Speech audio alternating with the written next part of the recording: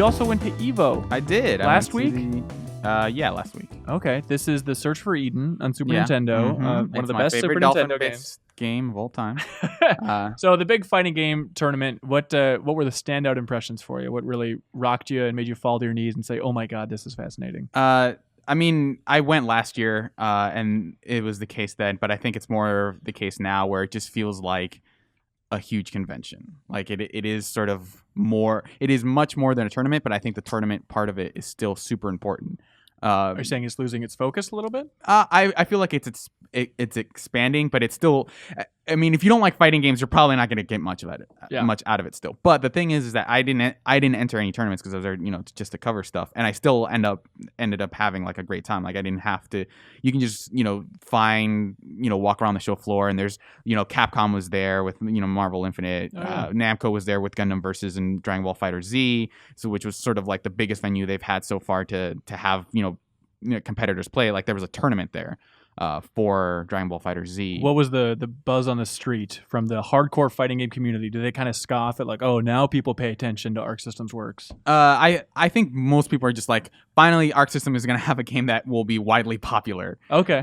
Just because Guilty Gear is Guilty Gear is very good. Blaze is like both of those have their very hardcore communities of people who will just say this is the best fighting game ever made. Like all you Street Fighter fans, all you Marvel fans are like dumb. You bet you should play Guilty Gear. But like Dragon Ball feels like those Capcom people are also like, dude, I like I like Dragon Ball. I'll play this. So it just feels like multiple communities coming together to play this one game. Did you hear any super smart hot takes on the gameplay within Dragon Ball FighterZ? It's better than we thought because of this, or we're worried about this? Some impressions are that maybe the combo system's going to be a little simpler.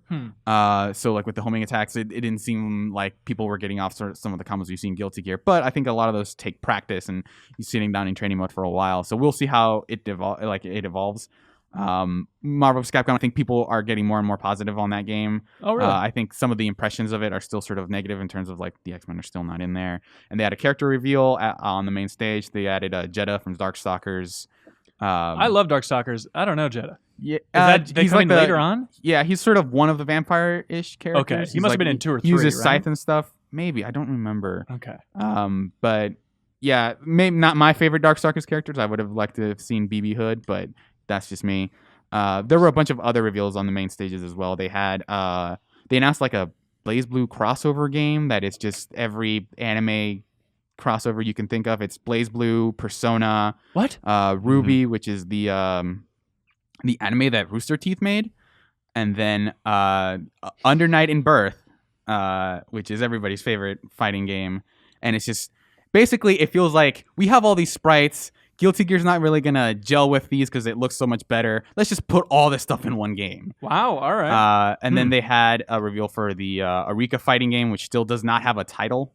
Who's Arika? Arika is the people who made Street Fighter EX, the 3D PlayStation Street Fighter games. Okay. PS2, right? No, I think they were original PlayStation. Really? I think they made one of their own games on PS2. Okay. They had just their character, like, because Arika made some of their new characters for these games. And so they're just using those characters and they're just putting them in their own game. It has an interesting system. So when I first saw it, I thought this just seems like a fighting game with like no very special things. But what you can do is you have these loadouts. And they basically have conditions, sort of like Street Fighter Cross Tekkens Gems, where let's say if you land X number of attacks, you basically gain super armor, which is every time you get hit, you don't get stunned at all. And so they're incredibly powerful, and like they seem pretty broken right now. But that seems like that game's hook, and it seems pretty interesting. Yeah, they revealed Skullomania's in it, the Darun Meister's in it, all your favorite Street Fighter characters. Needn't say more. Yeah. Cool. Any other big takeaways from the overall thing? I think that just walking around and seeing some of the people play, like there was just CRTs everywhere for Super Smash Brothers and all the older games. Like there was you just walk around and there'd be like a Disney princess themed CRT because that's what people had, and they were playing old Darkstalkers games on like these awesome machines that are just like we took the CPS2 board, which is the arcade board that they use for old Capcom games, and they just put it in this console, and you can just run anything on it. Like I was playing it with a PS4 hitbox, which is like the arcade stick I use. Yeah, and people were just playing, Super Street Fighter, the original arcade versions of Street Fighter 2 Turbo, Vampire Savior, which is Darkstalkers, and all these old games, and just walking around and like you could sit down and play whatever game you wanted and have people like be super patient with you, because I'd never played, high level Darkstalkers. So many people were just, we'll just play a bunch of matches, I'll kick your ass, but like it'll be fun. That's something I really loved about things like MagFest when I used to go to that expo. You're talking about the Zipper game? Yeah, the Zipper game. Yeah. Okay. No, just like the rows of CRTs with all the retro game consoles, and it's like, oh yeah, I remember playing this game on N64, and you just sit down and take a stroll down memory lane of a game that you completely forgot existed. Yeah, there's all these like awesome tables of like mods that you can get for your controllers that are like $400, and like there was a thing where you could buy a converter on short notice. So they had like an emergency line, and if you need to play a tournament game and you don't have like a PS4 controller, you can just go here and buy a converter. Wow, and then neat. Also, they had fidget spinners. Okay. And it says EVO on it. It says EVO on it. Really the sweetest you thing can spin the center.